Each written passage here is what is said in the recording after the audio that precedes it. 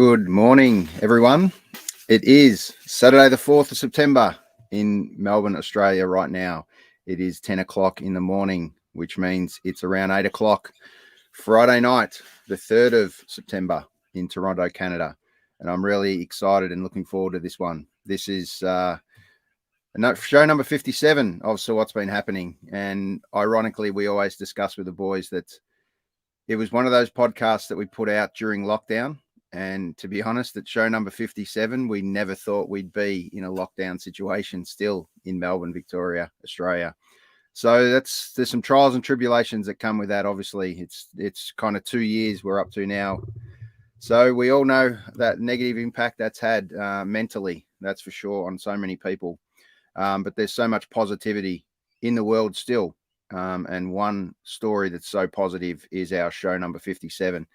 I would have loved to have had this guy on half a dozen times at least by now, but I've saved it all the way up to show 57, which has been his famous number, and the number that he holds true to his heart is number 57. So I thought, what better time to have show number 57 with Paul Rosen. But what I'm going to do first is I've just Googled a couple of famous number 57s across the way. It's getting harder and harder to get these high numbers. So this one won't go for too long, but hear me out and just take a look at this one.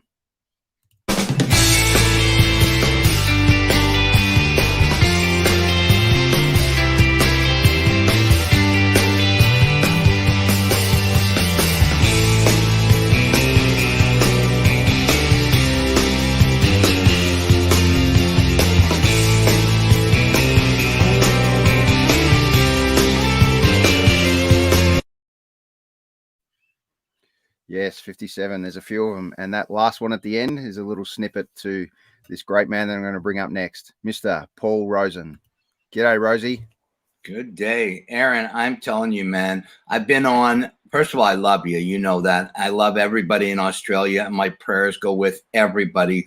But I've been on a lot of shows. I just sent Gooch a message. That's why I'm wearing the Hits Happen, Stop Concussions t-shirt. I got my 57 from Torino behind me, and wow, what a classy entrance. I love that. I love the music. I love the way you've done things.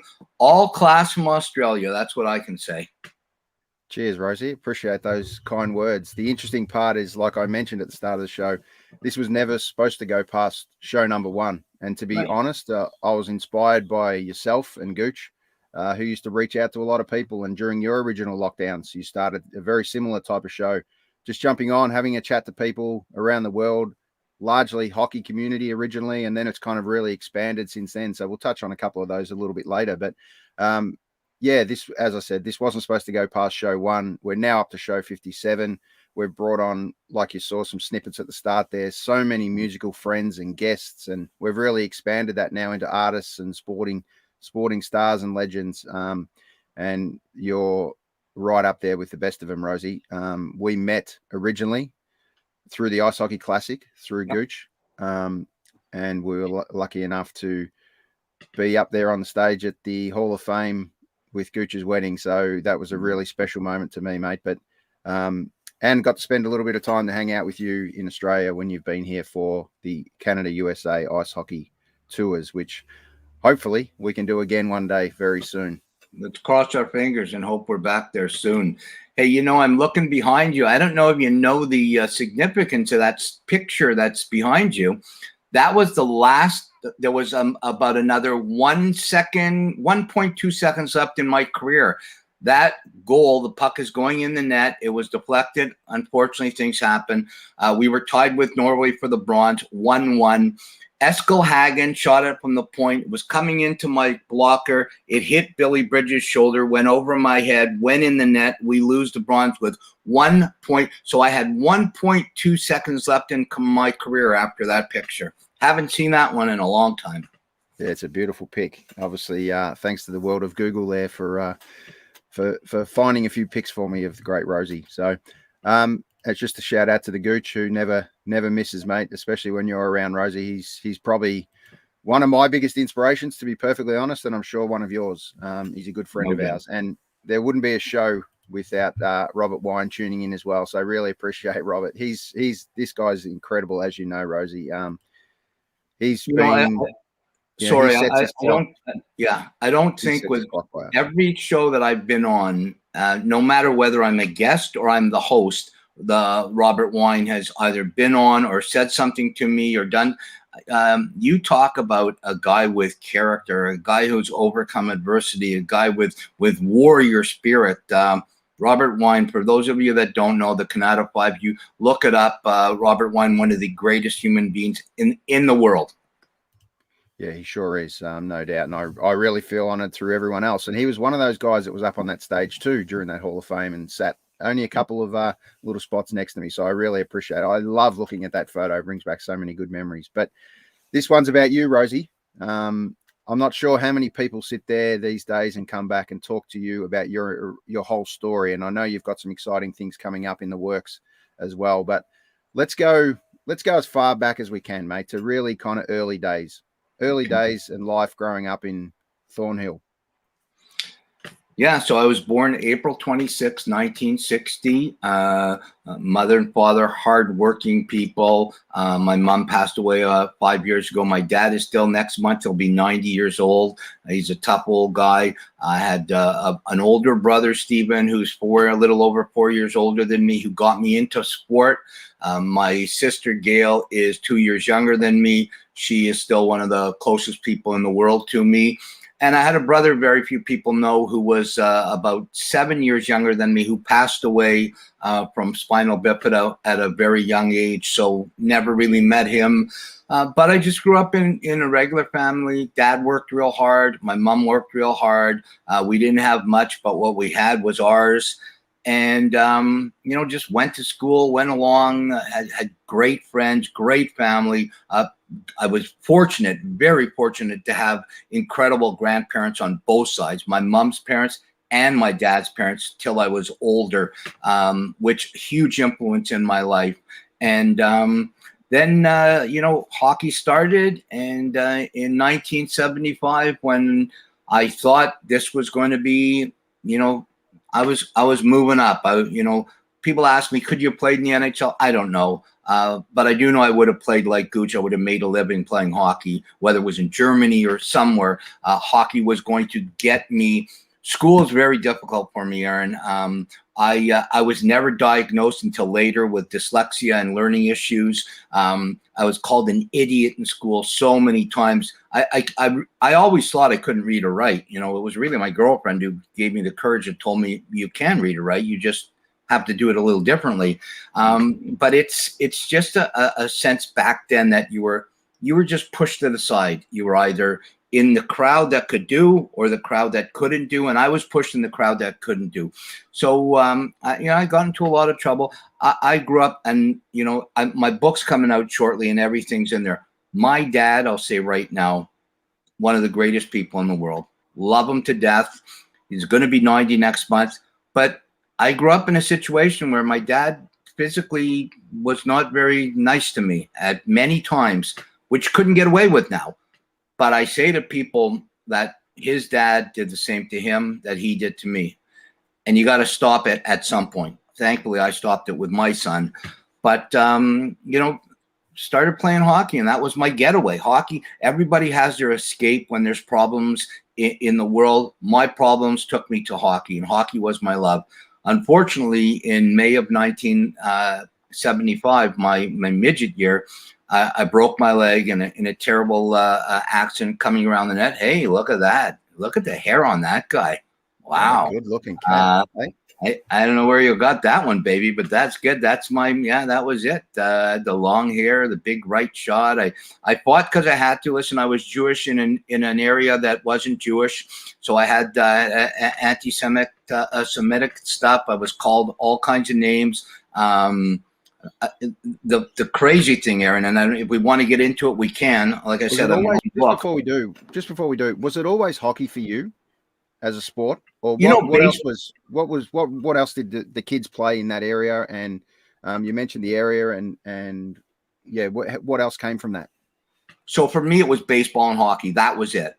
So I played baseball in the summer. I played hockey because back then in the 70s, there was no summer hockey really. So I was a baseball player, a catcher, and that's how I became a goaltender in sled hockey. And we'll get into that later. But I was a catcher in baseball. I was a right winger in hockey. Those were my loves. That was it. I hated school. I took a lot of punishment from my dad because of the things I did in school. But I just wanted to get 3:30 to happen so I could get to hockey or to baseball, and that's all I really cared about. So on that, I mean, that's such a big release for so many kids that aren't necessarily gifted students, or thank God there's so much more awareness around learning now, and that every kid is at a different level. There was so much expectation back a long time ago that every kid had to fit that square box, and if the kid didn't, he was considered to be, you know, a reject school kid, you know, and they wouldn't find anything else for him. Then he was bullied, then all the whole story. And you've been through plenty of trials and tribulations, no doubt, through schooling. But to not have that sports release that we so looked forward to at that 3:30 mark, I want to just get to sport. That's been difficult for so many kids, especially across this last phase of life.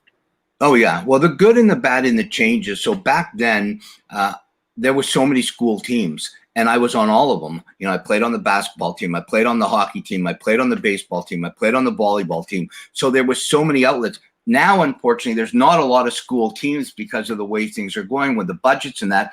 But there was no way a kid like myself at 13 or 14 or 15 would be called an idiot or a retard. I hate this word, but I was called it by teachers, a retard, retarded, by teachers. This would never happen now. Nowadays, you would, you know, like I have a grandson who has learning disabilities. He has a special teacher, a special education teacher with him. This is like, if I was brought up the way kids are brought up now, I could have been a doctor or a lawyer if I wanted to be. But I was put into the situation where, no, you can't do it. And that was what I was told in school almost on a daily basis there. You can't do it. You're an idiot.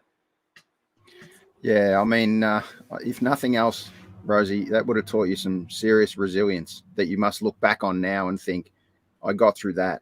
So I can almost, as you know, you've been through so many other journeys since then, but that must have been just a little snippet of saying, I can grab this and I can learn from this. And I got through this part. So look what I can do next. And your philosophy of that never give up attitude, you know, I've written that mantra down and trying to live by it as best as I can. So Rosey, thanks for imparting that on it. I know that's one of your big ones. Let's move forward into the kind of next phase into your life then. When hockey was going to be big in 75 and then you moved later into your career, where did it go from there? Well, when that ended and I finished school and there was nothing really, I didn't know what to do. So I just started working. I got a job at a mall in Toronto, Yorkdale Mall. I got a job at Athletes World. It was a shoe store, kind of like the Foot Locker right now, or the locker room. And I just started to work. I met a girl, and before I knew it, I got married. And I don't even know back then, if I think about it, like what I did, but I got married. And before I knew it, I had 3 kids. You know, we got married in 83. I had a kid in 84, a kid in 86, a kid in 88. By the time I was 28 years old, I had 3 kids. I had a serious drug and alcohol problem, more drugs than alcohol, but alcohol was still a good friend of mine on a hidden basis. But from that injury in 75, the drug issue and I do a lot of work now with opiates and trying to get education out there because when I started my drug addiction, there wasn't what kids have now with fentanyl. This is killing people and it's not like, we'll get into my suicide attempt and everything, but there's so many accidental overdoses now because you have no clue what you're taking. I knew what I was taking back in the 70s and the 80s and even the 90s, but the last 10 years, no clue. A drug addict could tell you he knows what or she knows what they're taking. There's no way, Garen. Yeah, not these days, that's for sure. And it still breaks my heart to see that through our world. But there's so much pressure on society that, you know, as we know, it's some people just don't see a way out and a way, and they think that's a way of managing it. And Rosey, I'm just so honored to see you here on our show talking about this. I know we talked about being raw and real, and that's exactly what I want to be, because there's so much good that you've brought through this journey, and so much good that you can offer so many people that have been there or going through there or thinking of going there.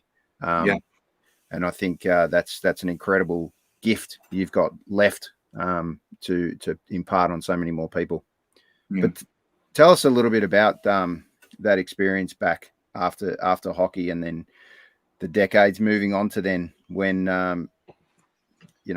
let's talk about what happened with your leg. Yeah. So in 97, so from 1975 to 1997, just imagine from 15 to 37, that I'm just living a life. I'm married. I have kids. I'm you're taking your kids here. You're working. You're doing everything. You're in pain. And I'm taking a lot of pills, a lot of barbiturates, a lot of pills.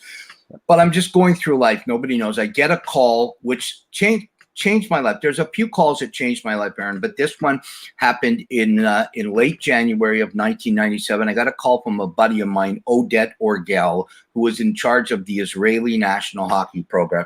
He asked me if I wanted to go in late February to Belgrade, Yugoslavia in 1997, very close to the uproar, very close to a civil war there.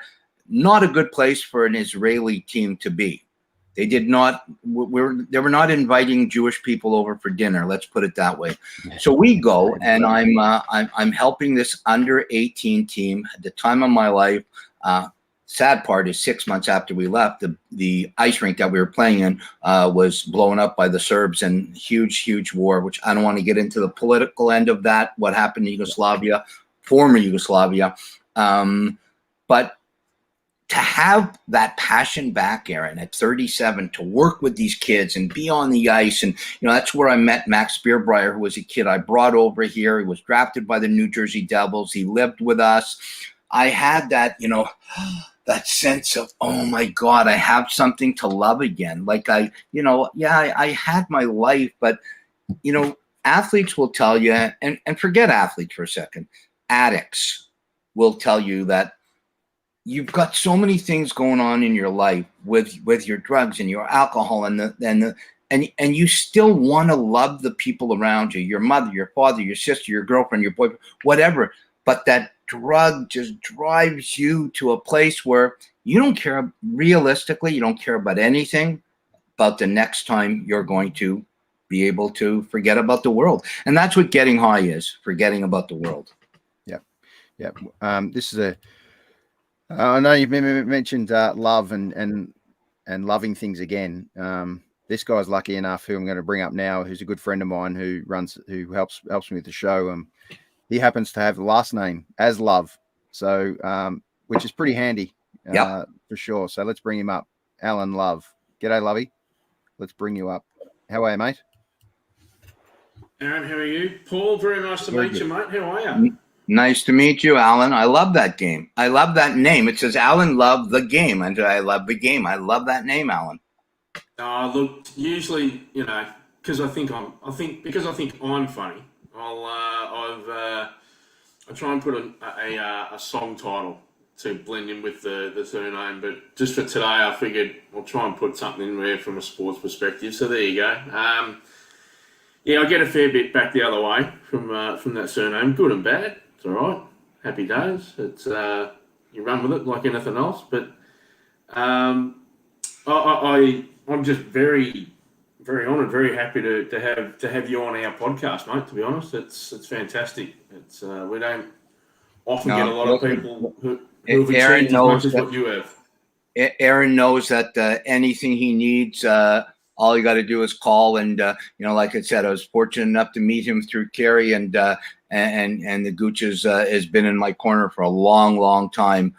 So anything to do with Aaron, anything to do with Australia, some of my greatest trips, and I've been around the world, was like, I remember it like it was yesterday when we were in Australia in 2017, and we went to the hospital in Brisbane and saw the kids. It was there was 5 of the players on the U.S. and the Canadian team that came with, and they're able-bodied.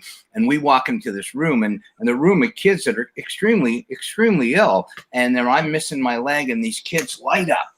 Like that's what people don't understand. You know, if you go to the local hospital, go to your sick kids, go to the hospital where you see kids that are in such need of just a smile and a, hey, how you doing? And if you're fortunate enough to be a popular person, whether it's in hockey or in soccer or in anything, it doesn't have to be sport. Just put a smile on a kid who's sick's life. Oh my God, that's the greatest thrill in the world. Yeah, and a smile's free, isn't it, Lovey? Yep. Absolutely. Costs you nothing. Yep. It's like your manners. Correct. Costs you nothing. Correct. Exactly right. All right, Rosey, let's keep continuing with that story. Sure. So yeah, we finished that tournament in Belgrade. I come back and I get an opportunity to go to the next tournament, which is in Andorra. It's in between Spain and France. And on the way back, my leg snaps basically in the Frankfurt airport. Come back to Toronto and need a knee replacement. It's in July of '97. I have the knee replacement. Everything seems good. August, I'm feeling good. September, I'm feeling good. October, I remember it like it was yesterday. I'm watching TV with my oldest daughter. She's 15 at the time. Was a show that you guys might remember. This show is pretty popular. It's called Party of Five. It was a popular show. Yeah, absolutely. And I went to the bathroom and I fell over. And she had to call an ambulance, and the ambulance came, and they had to take the knee replacement out that night. I picked up an infection. The infection, then I battled from that almost October of '97 until early June of '99. And all that was hospitals, back and forth, and revision, the knee out. When people, if you're watching, you don't know what a revision is. When you have a knee replacement or any joint replacement, they put the new joint in, whether it's shoulder, knee, ankle, hip, and it's usually stainless steel or titanium. When it's infected, they have to take it out, and they have to put a revision piece of cement in. The cement is with antibiotics, and it tries to get it better. They take that out and they put the new one in. They continuously did that with me till we had no choice. It was done. And then from there goes to what I call, when I do my talks, the 3 craziest days of my life.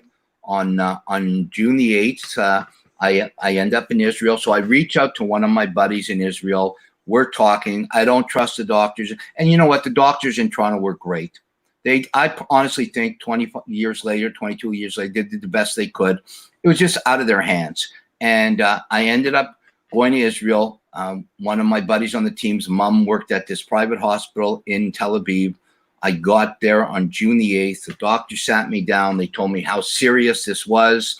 And on June the 9th, the next morning, one of my tattoos here, 09/06/99, they amputated my leg, mid-thigh. On June the 10th, 100%. There you go. I was going to say, you've had these other incredible pictures. You probably got that one. That was me on June the 10th. Can you even imagine that? That's 3 days. Every tube's gone now. I got to go back to that one for a second. I want to see if you guys can pick this up. You see that hat? If you guys can zoom in on that hat, this is so incredible. So in '97, when I was with the Israeli team, I made good friends because we played, the Australians were in the Sea Pool when we won. I made good friends with the captain. He gave me that hat. I'm wearing that hat in that picture, the Australian Ice Hockey Club in Israel, just with a t-shirt, shorts, my leg's gone. I'm 24 hours after amputation, and look how crazy this is. We're talking in Australia, and I've got the Australian cap on. Sure is. I still have that hat. It's somewhere around, but yeah, that meant the world to me. And I woke up and I was healthy, and I came back to Toronto about a week later, and the journey began from that point on. Just on that, I mean, I read through your bio on your website, Rosey, and the massive comment that stands out for me was when the doctor looked you square in the eyes and gave you those words. Probably 4 of the most powerful words that a doctor would ever normally deliver to a patient. You're going to die. Yep. Just talk to us about how that sat with you at the time. Well, you know what? I knew I was sick. I knew I went through a lot of stuff, and I knew I was not looking good or feeling good. And I had lines in me, PICC lines in me, but I had a 15-year-old daughter at home. I had a 13-year-old son. I had an 11-year-old daughter. I had life that I wanted to live. I had no clue where it was going to take me to be where I am now, and to compete in 3 Olympic Games. But I just knew there was something about me that I knew I was in good hands. I knew that I was going to get through this. And I knew when they said to me that they could amputate my leg, that at that moment I thought, dying with 2 legs, living with 1 leg, no, I'm going to go for living with 1 leg. Yeah. And I've had a lot of things, guys. Like, let me be honest with you, you know that I don't, sugarcoat things. Since that amputation in June of '99 till today, when we're talking in September of 2021, that's a long time ago. I have very rarely, if ever, felt sorry for myself being a 1-legged guy. I've had a lot of other issues. I tried to commit suicide. I've had a lot of issues in my life, but I always knew when they took that leg off that I would never feel sorry for myself for having 1 leg, and I never have. Yeah, I think I that's find that pretty powerful. Lovey. Yeah, I find that staggering in terms of I couldn't possibly think the way you think about it, Rosey. That and when the doctors tell you you're about to die, I think you do whatever you need to do, I guess, to make sure you keep your life. But I'm lucky enough to still have all 4 limbs, and I know of people that have lost a limb or things like that, and they've gone through a pretty solid regret sort of period, if you like. It sounds like you didn't. What was your mindset? Like, can you take me through your mindset as to how did you just literally switch straight away to go, you know what? I couldn't care less if I haven't got my leg anymore. Because, like I said, I've got a ton of friends that still to this day they do struggle with not being able to be mobile or can't lift things and stuff. So, what did you do? What was your mind? What was your process? If you could go back to that picture that you had with me with the Australian hat, like a day after the amputation, that picture there. Okay, so see the smile on that face? That was the difference. So from probably late '97 until that morning, every day was pain. Every day I had pain. Every day I thought about, I don't want to live anymore. I cannot handle this pain. It's just too much. It's agony. I woke up that morning with no pain. I woke up with no leg, but no pain. So right there, it was like I equated. Now I had a serious drug issue still, but that had nothing to do with pain. By that point, the pills and the alcohol and everything I was taking, and I was taking a lot of other things too, had nothing to do with my leg. That had to do with me being a drug addict. But the pain was gone. The smile was on my face, and I was not going to let this 1 leg. I always joke around, and I just said it to Lucky, our buddy who just lost his leg. Legs are overrated. There's a million disabilities out there. Robert knows. I say it on my show, Sunday Night Show with Brad Barco, The Journey. There's a million disabilities. You can join our club anytime you want, the Disability Club. We'll let anybody in. As far as disabilities go, losing your leg, it's not so bad. It's not so bad. I got some very close people in my life that are really living through disabilities. I got nothing to worry about. Yeah, I think that's incredibly powerful. When it's really hard for us and me and Lovey to obviously understand, and so many able-bodied people, that when you get through that phase. But I've heard this a couple of times from you, Rosey, and also some other people, that you're actually cutting off all that pain effectively. You're getting rid of that problem that is something you're kind of hanging on to, or in some instances you don't get given that chance. But where that pain just is so constant and consistent, and they're always trying to save something, where the biggest answer is to actually cut it off and repair, and then you can actually move forward. I mean, this has really taken me back. And for the first time, probably this year, I've actually sat and watched so much more Paralympics since I've met you, Rosey. Mate, how could you not be inspired by these athletes? Yeah. But we'll come to that one shortly. Yeah, I just watching, and unfortunately, we don't have great coverage in Canada, which is another. We won't get into that because that could be another show. Just watching replays from yesterday from the Paralympics a little while ago. Yeah, my girlfriend and I were watching it. And whether you're a disabled athlete or you're disabled or you're able-bodied, if you can't be inspired by some of the incredible athletes. And it doesn't matter from Canada, from Australia, from Russia, from anywhere in the world. It's unbelievable. Yeah. We use a little bit of video on this show, but I'm just going to play. This is probably apt now that we just take a little breather and play this little clip. It goes for about 2 minutes, so it'll give us a chance to have a little breather on some incredible images from the Paralympics. Perfect. Let's watch.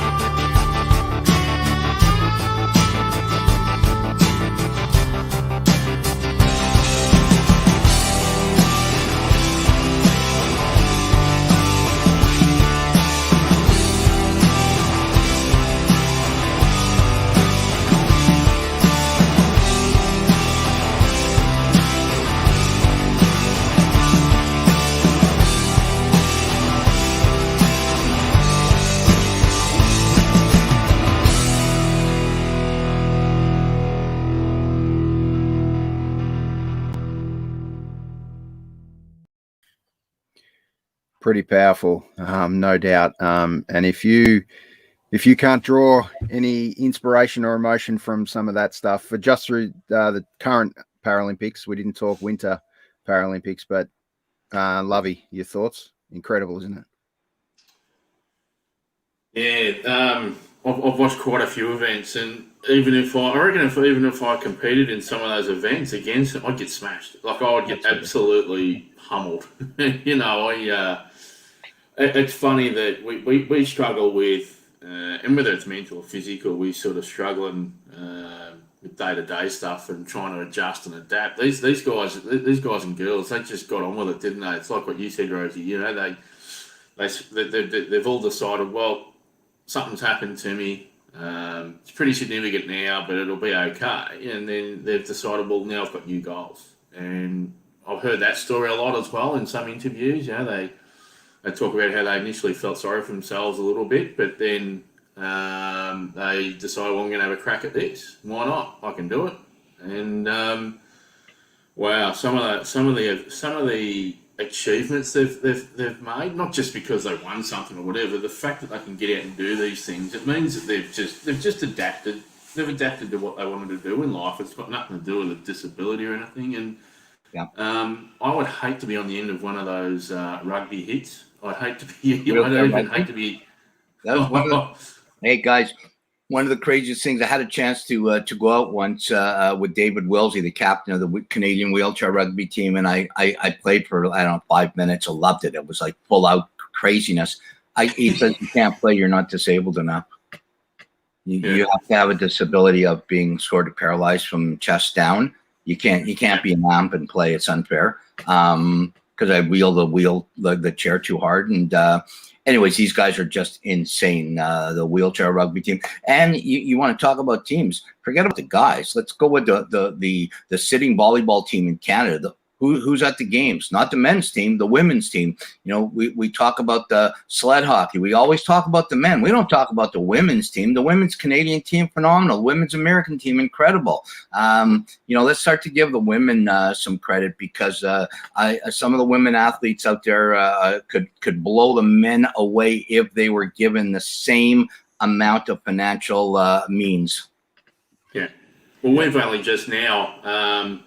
It's just the other day. It's quite ridiculous. I'm glad it's finally happened. Our Prime Minister the other day only just passed a it's not a law, but I guess it was a bill that said that the Paralympians, each medalist gets the same amount of financial support now if you're a medalist as able-bodied. I mean, it's taken since 1960 for that to happen. Funny, there was a thing that just came out. Somebody put it on the internet yesterday, and I responded. They said, I know that the Canadian Olympians get $20,000 for a gold, $15,000 for a silver, and $10,000 for a bronze. How much do the Paralympians get? So I just made a big zero. Nothing for a gold, nothing for a silver, nothing for a bronze. That's just the way it is. Yeah, it's terrible. Even to the point where, you know, all the sponsors and everything that were part of the Olympic journey for Tokyo, they haven't even got the same level of sponsorship for the Paralympics, and I think that's kind of embarrassing, to be perfectly honest. You look at that footage and the videos and stuff we've shown. As I said, if you can't draw inspiration from that, like we said, Lovey, we wouldn't even close to compete against them. And to be fair to them, if they hadn't have had the issues they've encountered over their time, they probably wouldn't be Olympians, right? Let's face it. I'll guarantee right now, if I wasn't a Paralympian, I wouldn't have been good enough to be an Olympian. Yeah, you know, I was a good hockey player, but you know, to then have that opportunity to then be a Paralympian, not just be a Paralympian, but have a pretty good career. Let's just put it that way. Sure. And on that, I mean, that was obviously meant with no disrespect to a Paralympian and what they've been able to achieve, but I think they've been given the biggest gift of all to be able to achieve in that environment now. And you hear some of forget the photos, forget the images, and for a second, hear the stories. The stories are incredible through mental toughness alone. And Rosey, one thing I resonate with you so much, mate, is if I could have a 10th of your mental toughness now, I would be a pretty happy guy, mate. I'm a pretty soft marshmallow, mate, underneath. And if you can ever impart any of that never give up attitude, I give up way too quickly in life generally. So I'm sure you can continue that journey with so many people. Yeah. Absolutely. Do you want me to talk about the hockey end of things? Right. Yeah, sure. So let's push on for that next phase of your life. What did you do once the leg was off, and where did you go from there? So I came back, and I was very fortunate to go to a place called Variety Village, which was unbelievable. I met a 12-year-old boy, Shane Smith. Shane just competed at the wheelchair rugby in Tokyo. Unfortunately, they ended up in 5th. Haven't talked to him yet since he's back. I'm going to let him cool down a little because I know he's disappointed. Because I know we were disappointed in Vancouver in 4th, so I'm just going to leave him be for a bit. But if it wasn't for him, he gave me that little push. He told me about sled hockey, and I ended up looking at the game. I wanted to be good. I didn't think I could be good as a forward or defenseman, but being a catcher in baseball brought me to that level.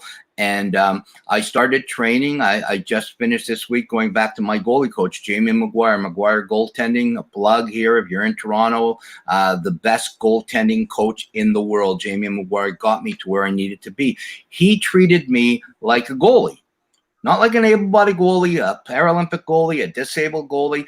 As soon as I got on the ice in my sled, he started training me like he trained Marty Brodeur. Like, it didn't matter. And that's what gave me this mindset. Like, oh man, like I could play at this level, and I could be at the NHL of sled hockey or para ice hockey, which was the Paralympic Games. And I made the team, and my first games was Salt Lake City. We had a terrible outing. The Americans dominated. Was just 5 months after 9/11. It was a crazy time to be competing at the highest level, and we lost. And one of the best things that happened when we lost was almost immediately a mindset shifted. Hockey Canada took over the program.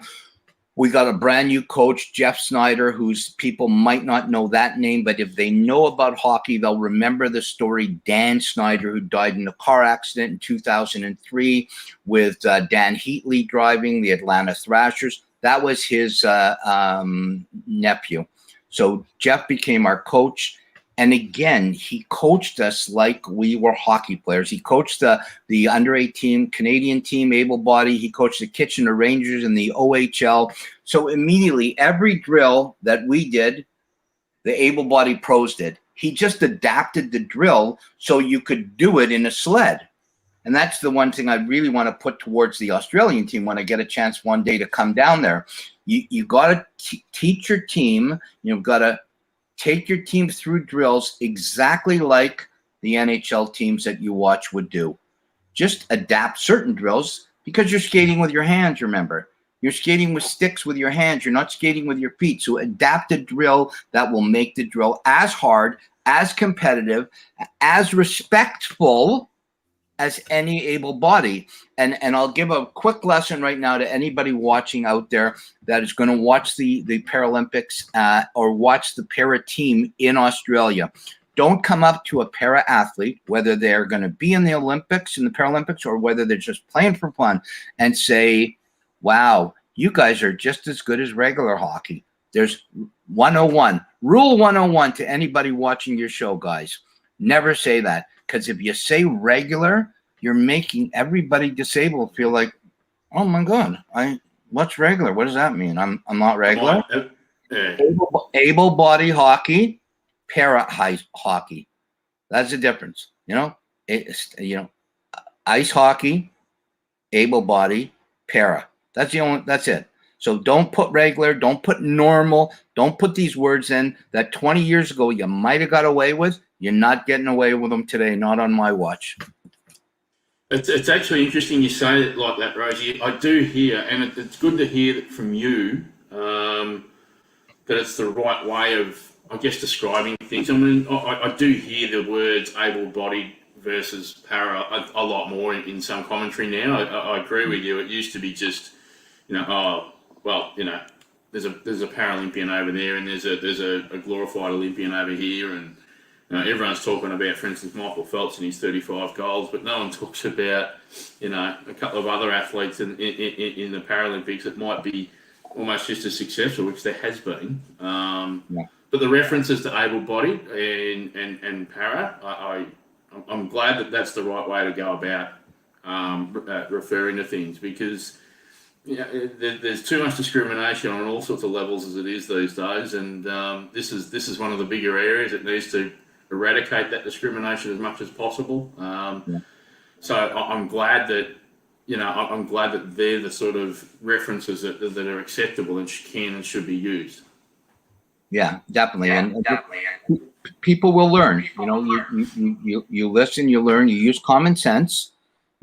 Think about what that boy or girl or man or woman are going through in a wheelchair, or with an artificial limb, or with an invisible disability.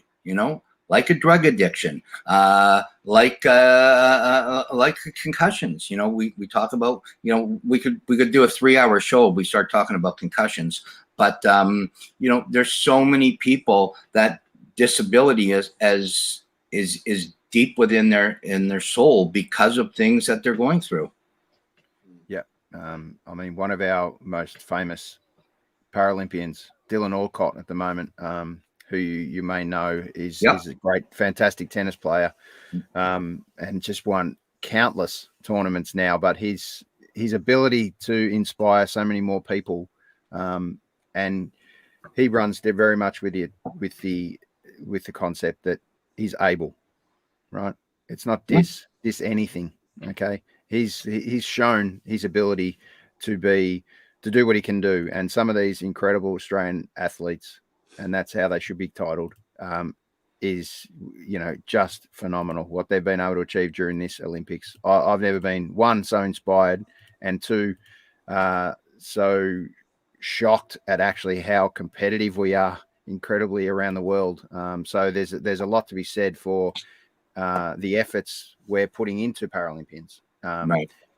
and giving them the best opportunity to be as equal as possible with all Olympians. And that's obviously showing on that world stage as well. So I really hope the rest of the world can take that on board. I say to people that say about, well, what about the Paralympic team here, or what about the Paralympic team here?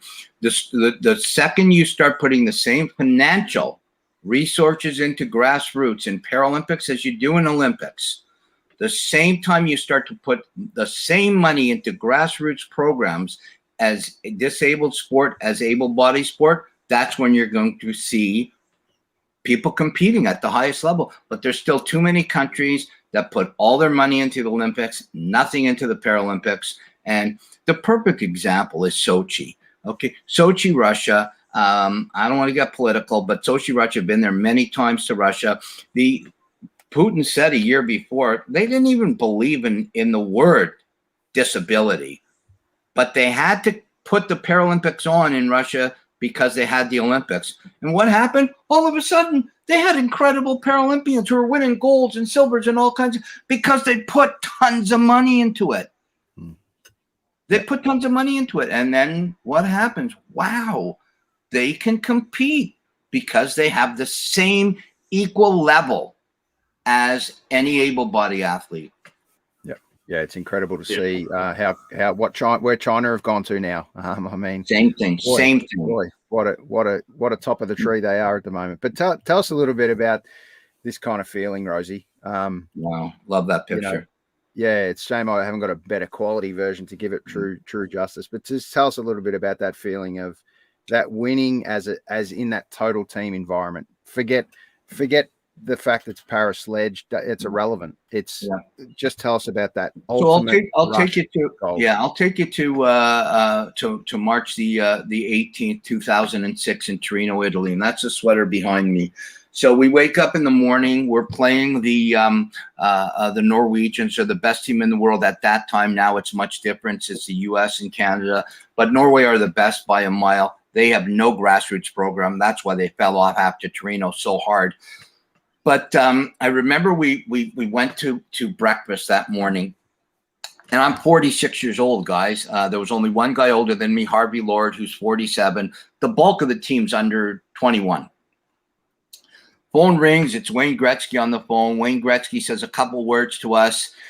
The young guys start to believe, hey, maybe this can happen. We get into the dressing room. We have warm up. We're sitting down. We're getting ready to go out. And I remember standing up on one leg and saying to the boys, guys, I'm not letting a goal in today. Could have been the stupidest thing I ever did, guys. But I said, we're winning. I don't know how we're winning. 1-0, 7-0, 42-0. I don't know. The night before, I had a dream. Greg Westlake was my roommate. He was 18 years old at the time. He's now getting ready for Beijing for his 5th games. He is 35, same as my son. And I said to him at 3 a.m, I got up to go to the bathroom, and I woke him up. I said, hey, Wester. He goes, yeah. I said, we're winning the gold medal tomorrow night. He goes, shut up, Rosey, go back to sleep. I said, no. We're winning the gold medal. I'm getting a shutout, and you're getting a winning goal. He said things I won't say now because we'll keep it to a friendly podcast. And that was the end of it. We're in the dressing room. We get ready. We go out. First period ends, second period. The buzzer sounds, the game's over. We beat Norway 3-0. First shot, they outshoot us 29-11. 29 shots in sled hockey is like 60 in able-body hockey. It's the first ever shutout in the history of the men's game in Canada. Shannon Zabados for the women's team got a shutout in 10 in Vancouver, and Carey Price from the Canadians got a shutout in 14 in Sochi. But that first shutout ever was in 2006 in Torino by a one-legged guy who was told he never could do anything great in his life. Billy Bridges gets a goal and 2 assists. Brad Bowden, goal and 2 assists. Greg Westlake, goal and 2 assists. Winning goal. I don't know.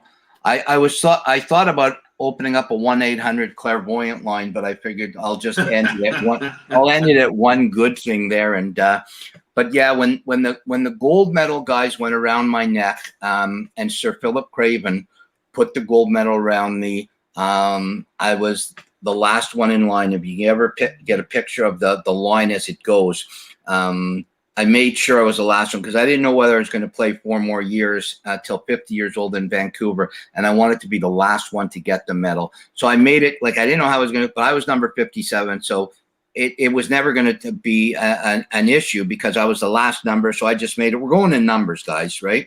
And I look at that picture now still, and I think, oh my God, wow.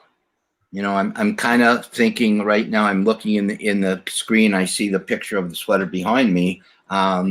What we accomplished that day, and for everybody out there that's going to be an Olympian or a Paralympian and has a chance to win a gold medal, always remember at the end of that gold medal, take a second and go, for as long as my career goes from this point on, I may never win another one. I may win 10 more. But I may never win another one. So just soak in the experience, because it's one of the hardest things on my mind is, you know, March 17th, 2010, the picture behind you, when we lost in Vancouver, ended up in 4th. I think about that day every day of my life. Now it's not that, it's maybe for a minute or two, but there isn't a day that's gone by that I haven't thought about Vancouver. I don't think about Torino that often because we won. But I always thought we'd win again. And then to lose the way we lost. But the great thing about it, now in recovery, 31 months clean and sober, I think about the journey. I don't think about the heartache of the loss anymore.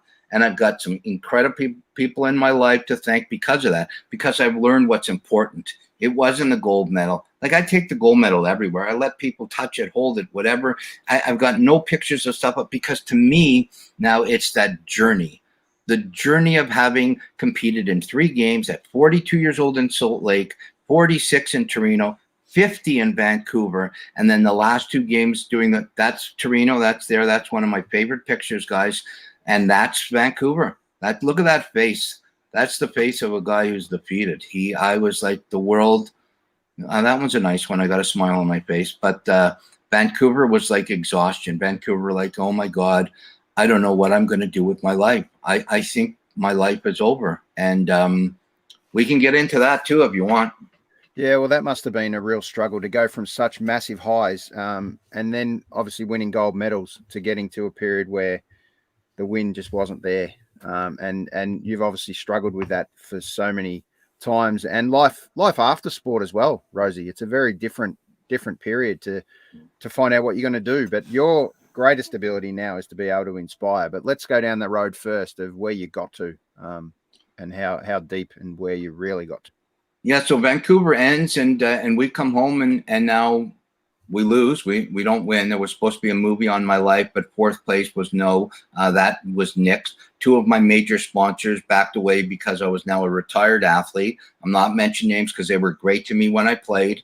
And you got to learn to as happy as you are, you can't be bitter. And, you know, there's consequences to everything in the world, and everything you do. So there was great companies that were great to me at the time. Unfortunately, walked away when my career ended. And I equate it to September, 3 months after the games. And now I'm 50 years old. I'm not working. My speaking career has gone sort of downhill because I'm using a lot of drugs now, and I'm very depressed. I'm divorced. I've done things in my life that made my kids kind of not want to be around me. I put hockey be in front of everybody. And I say, like, go into a room and look around that room, and the lights are on and it looks incredible, and then bang, the lights are out. And you don't know where the light switch is, man. Like, you're searching, where's the light switch? Like 6 months ago, I was the man. Everybody loved me. Now I can't find the light switch. And I couldn't find the light switch for almost 9 years, guys. Almost 9 years. I kept looking for that light switch. And, you know, I got the job in Sochi to do the commentary, and it was great. And I had a lot of other things that I was doing. But here would be a typical thing, guys. I would go to an event, and I would speak to 500 to 1,000 people. And I would just standing ovation. Rosey, you're the best. We love you. Oh my God, Rosey, we saw my shirt. Oh, Rosey. Oh my God, Rosey, I saw that game. And then I'd get in my car and I'd look in my mirror. And I'm going to be really honest with you guys, more than I've ever been with a show, because it's been a long time now. COVID is really shut me down. I look in the rearview mirror and go, you are an absolute idiot. You're worthless. You have fooled everybody. And I would just do that till I got home and I got into my bed. I pulled the covers up, put sports on, and that was it until my next gig. It could be a day, it could be 3 days, it could be a week. I could be sometimes 7, 8 days. I wouldn't answer the phone, wouldn't talk to my family, wouldn't do anything. I had a buddy, a couple of floors up above my apartment, bring me food. And then I'd say, okay, tomorrow I've got an event. I better get up. I'd be all scruffy. I'd shave, get in my truck. I'd get to the event, and the lights would go on and my eyes would be on. Well, hey, how you doing, guys? Oh, you autograph? You want to autograph? But it would kept going until January, and here's the arm right there, January 30th, 2019, when I was probably taking 30 to 35 Oxycontin a day. Anything that I could get, I would put in my mouth. But I couldn't survive anymore, guys. I say to people now, I don't know if I wanted to die, but I definitely didn't want to live. And there's a huge difference there. But there's a lot of truth to that. And I was watching, the most ironic thing is that was Bell Let's Talk Day. Huge day in Canada. Bell Let's Talk about mental health. And I did an event that afternoon. And again, I left it. Everybody loved me. Nobody would have ever guessed that night Paul Rosen was going to kill himself. Paul Rosen was a hero. But I got home. I couldn't do it anymore. And I wrote 3 notes to my kids. I turned the TV on, Sports Center at 11 o'clock. I had 35 Oxycontins, very strong ones, beside my bed. I popped 10, took a drink, popped 10, took a drink, took 15, took a drink. 45 minutes later, I'm not dead. I thought I would just fall asleep and that'd be the end of it. It got to a point, like I worked in a funeral home and my book is coming out. Everything will be in it. I worked in a funeral home that I knew that I picked up a lot of body. What's that? That's okay. We just had a bit of feedback. Okay, I thought I heard an echo. Anyways, I worked in a funeral home, so I picked up a lot of bodies. So I wanted to be very respectful for the person that was going to pick up my body. And so this is tougher than I thought, but I'm going to get through it. I put a clean black shirt on. I put clean underwear on, and I figured I'm just going to go to sleep, and that's going to be the end of it. No more pain, no more trouble. People wouldn't really miss me anyway, so it's not a big deal. But I'm still alive. I remember the Sports Center highlights are still on. It's 45 minutes. So I'm panicking now. I have no more drugs left. I can't get a hold of the guy who I got all my stuff from. I had no money anyway. So I looked under the sink and I saw a gallon bottle of Windex. And I figured this has got to do it. And I drank the entire thing down. And that's what saved my life, because it made me so deathly ill that enough got out of my system that they got me to the hospital. They got me to St. Mike's. From St. Mike's, they took me to Toronto General Psychiatric Ward. And the next day I woke up and I'm in the psychiatric ward. And I'm thinking to myself, where has my life gone? Like, I'm 59 years old now. And I've got 3 kids, and they're going to go and they're going to see these notes, and they're going to see their father. And, you know, I've got a Jewish background, so suicide is not a popular thing, still very old school. And I remember the doctor coming into the room and just saying, like, you need help. And for the first time in my life, I said, yeah, I need help. And the last time I did anything like that was January 30th, 2019. 31 months clean and sober.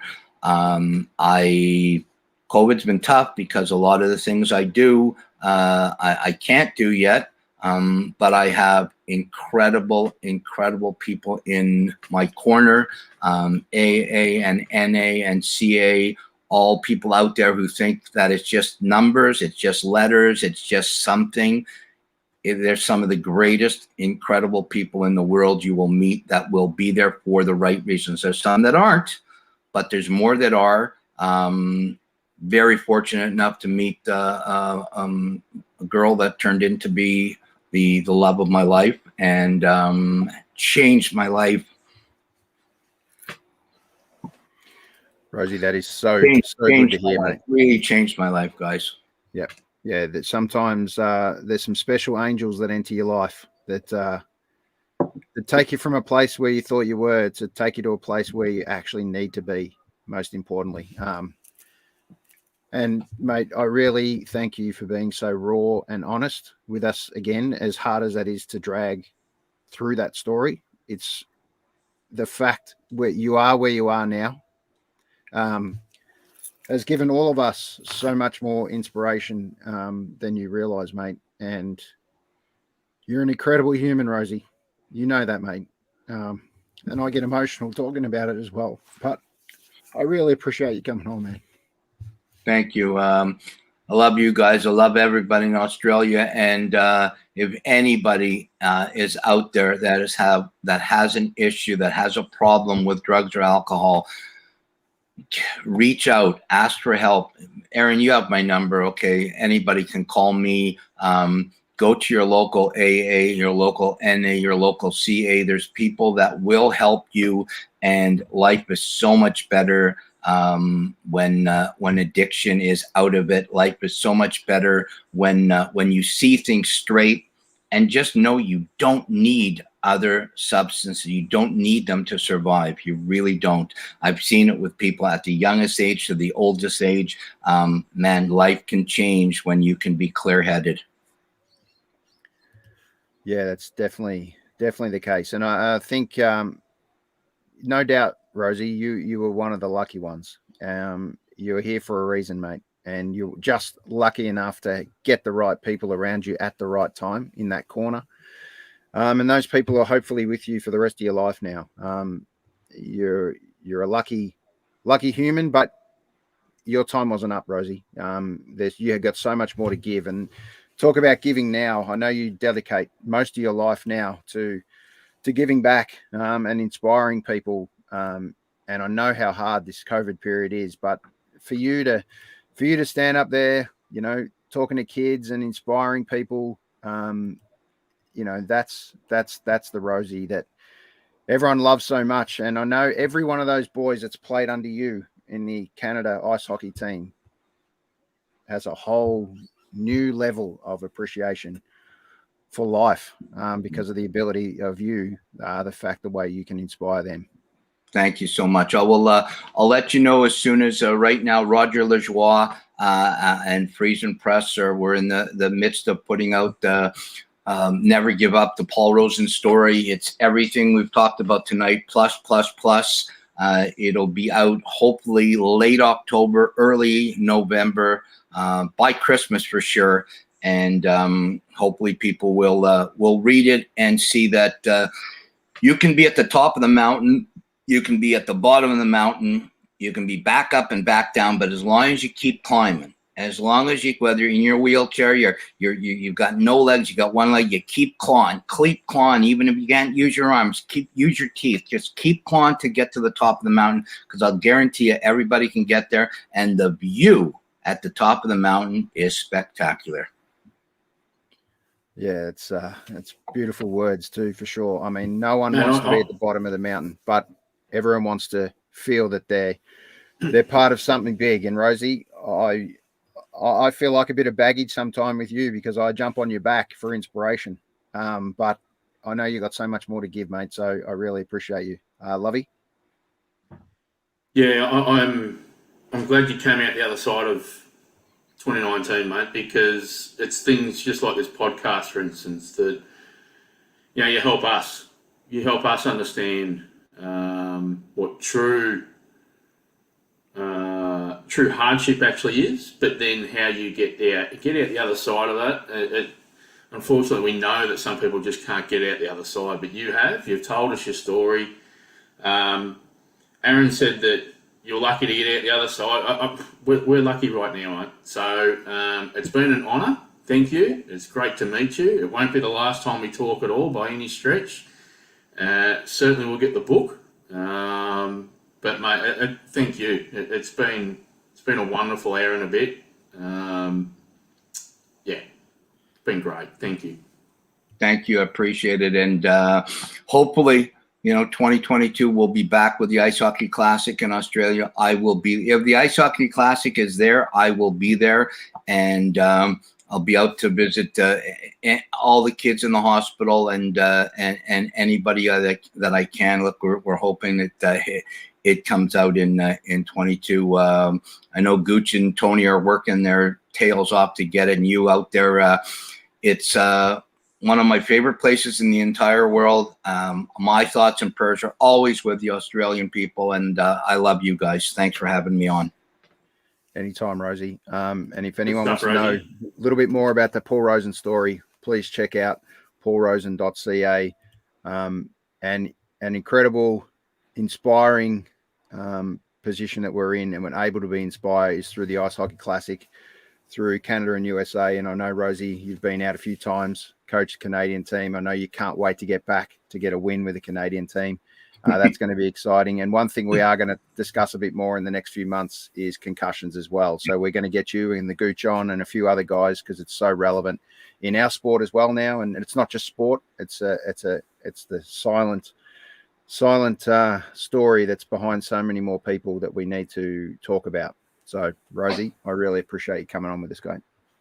Thanks, guys. Be well. Thank you. Take it easy. Thanks, mate. Look after yourself.